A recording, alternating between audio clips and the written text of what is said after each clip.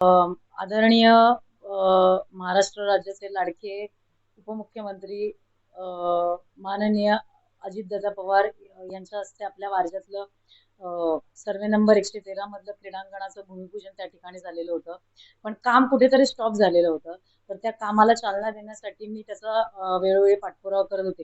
ज्यावेळेस खात्याकडे गेलं असताना अशी माहिती माझ्या लक्षात आली की त्याची ताबेपावती काहीशी राहिली अथवा त्याचा भिंतीचा जरासा काहीसे छोटे छोटे किरकोळ प्रश्न होते. तर ते मी मार्गी लावण्यासाठी प्रशासनाला माझ्या सहाय्यातून त्या ठिकाणी मी मदत करत आपण त्याचे आज पुन्हा अध्यक्ष आपले भवन विभागाचे अभियंता कांबळे साहेब आणि वाघे साहेब यांच्या बरोबर आपण व्हिजिट केली. आर्किटेक्ट पण त्यावेळेस त्या ठिकाणी उपस्थित होते. त्याच्यामध्ये आमच्या अशा गोष्टी लक्षात आल्या की बाबा आता जे काय आपल्याला बजेट आहे आणि माझ्या प्रभाग क्रमांक 32 क च्या नावाने देखील स्पेसिफिक बजेट आपल्याला त्या ठिकाणी पडलेलं आहे.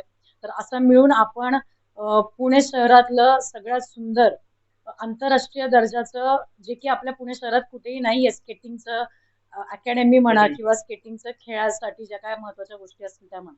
तर आपण आंतरराष्ट्रीय दर्जाचं स्केटिंग या खेळासाठीचं प्रामुख्याने आवश्यक असणारं ग्राउंड हे आपण त्या ठिकाणी विकसित करतोय.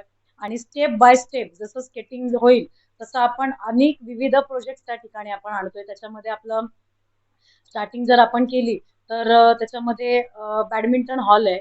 त्याच्यानंतर एक क्रिकेटचं नेटचं पिच आहे. त्याच्यानंतर एक भव्य दिव्य अशी आपण इमारत त्याच्यामध्ये बांधतोय. त्याच्यामध्ये खालच्या ग्राउंड फ्लोअरला आपल्याकडे ओपन जिम असेल. वरती आपण ऍब्सचा जिम्नॅझियमचा हॉल आपण योगाचा हॉल आपण बनवतोय. पलीकडच्या भागामध्ये आपण ग्राउंड फ्लोअरला बॅडमिंटन हॉल करतोय. वरच्या भागामध्ये आपण टेनिस हॉल त्या ठिकाणी करतोय. तर असं जवळजवळ त्या संपूर्ण ग्राउंड मध्ये 7 ते 8 खेळ हे आपण प्रामुख्याने माझ्या प्रभागातल्या वारजेकरांसाठी त्यांच्या मुलांसाठी हे आपण आणतोय. मेन म्हणजे मुख्यत्वे जे स्केटिंगसाठी विविध प्लेयर्स आहेत आपल्या संपूर्ण वारजेमध्ये. आता किती एक रामनगर मधली आमची चार्वी आहे, तिचं नाव चार्वी आहे त्या ताईचं.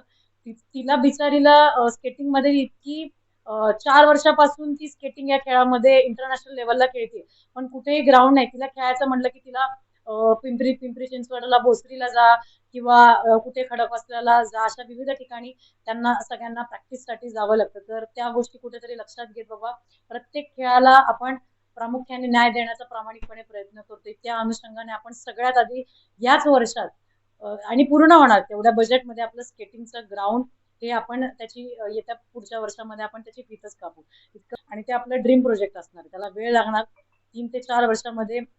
आणि तुम्हाला माहिती आहे मी एकदा बोलले त्याचा पाठपुरावा करणार आणि ते काम मी करून घेणार. तर आपण